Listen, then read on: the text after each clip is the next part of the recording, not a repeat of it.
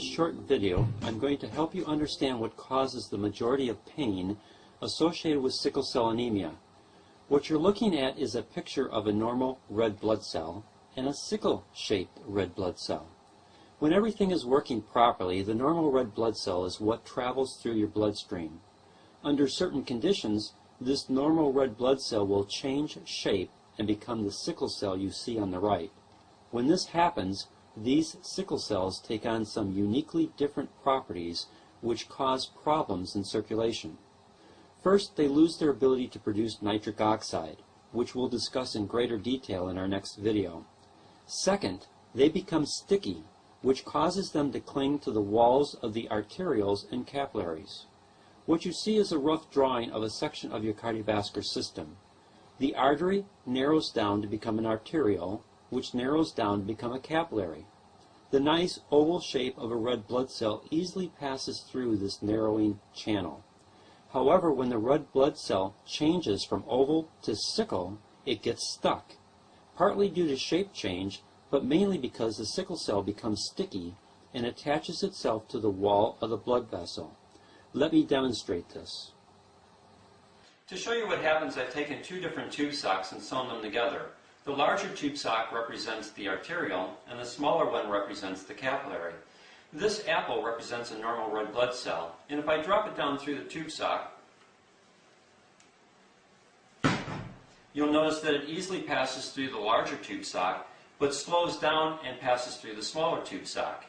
Now, when the red blood cell changes to its sickle shape, it looks similar to this banana. Watch what happens when I drop it down through the tube sock. You'll notice that it easily passes through the larger portion of the sock, but it gets stuck in the smaller portion of the sock. This blockage interferes with blood flow. Reduced blood flow reduces the amount of oxygen to your tissues and organs. Let's look at a picture of an artery and its branches so that you can see how this relates to pain. In this picture, I'm showing you an artery that branches off into arterioles, which branch off into capillaries. Let's start at the capillary level. This is where oxygen is exchanged so that your tissues can create energy.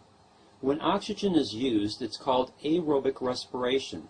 This allows your cells to create the greatest amount of energy, and the waste products are water and carbon dioxide. Your red blood cells pick up the carbon dioxide and carry it to your lungs, which you breathe out. Everything is working great. When the oval-shaped red blood cells change to their sickle shape, they get stuck. This reduces blood flow. This reduces oxygen to the tissue. This reduces aerobic respiration, so your cell converts to anaerobic respiration. Think of anaerobic respiration as energy production without oxygen. Two things happen.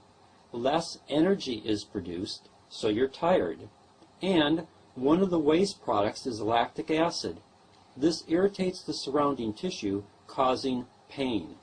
Since circulation is reduced, it lingers to continue to irritate the tissue, so the pain remains. Depending upon the size of the blockage and its location will determine the amount of pain and its severity to your body. If the blockage occurs in a capillary, only a small amount of tissue is affected, so you only have a small or mild amount of pain. If the blockage occurs in an arteriole, then a larger amount of tissue is affected, so you have greater pain.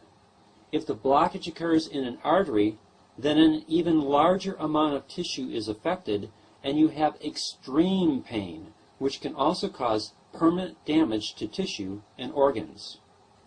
Researchers at Duke University and Howard Hughes Medical Institute demonstrated that when nitric oxide was administered to sickle cell patients in pain, their pain was substantially reduced. We'll look at this in our next video because nitric oxide production is key in helping to reduce the pain associated with sickle cell anemia.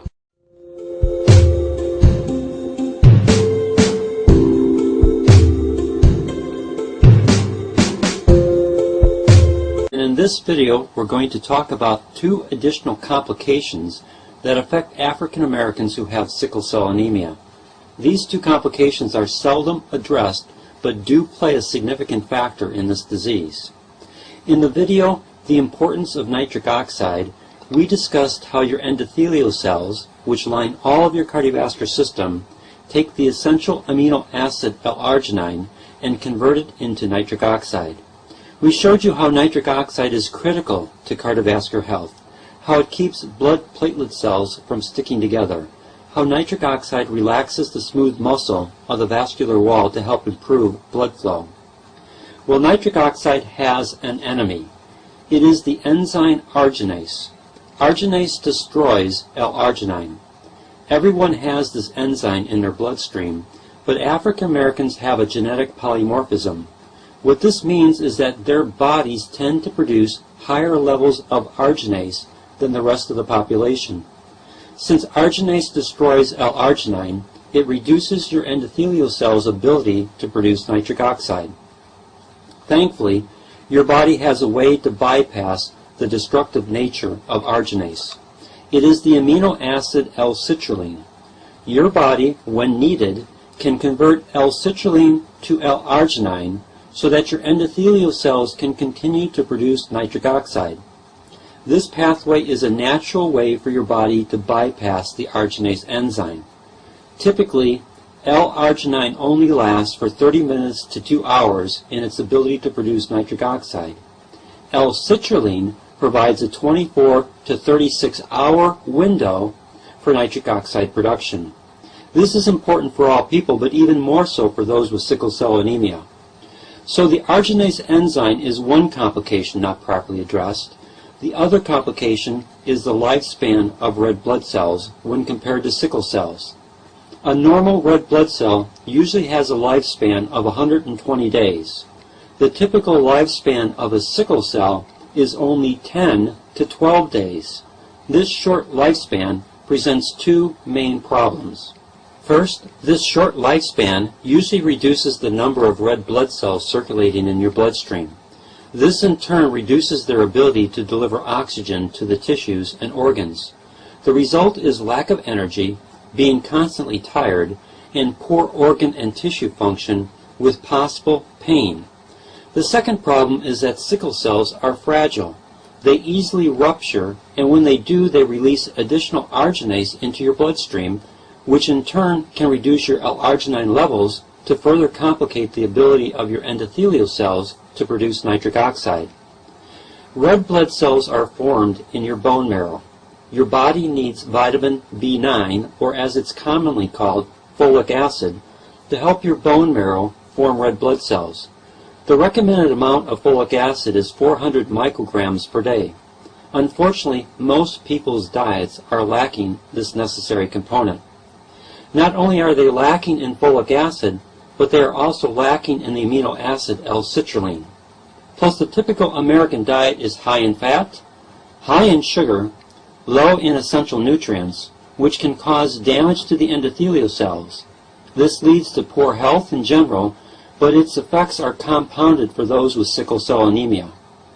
In our final video, we'll talk about how Pro-Arginine Plus addresses all of these issues: the health of your endothelial cells, the ability to improve your L-Arginine intake to create nitric oxide properly, the ability to bypass the arginase enzyme with the amino acid L-citrulline, and the ability to provide your body with the necessary folic acid to help in red blood cell production.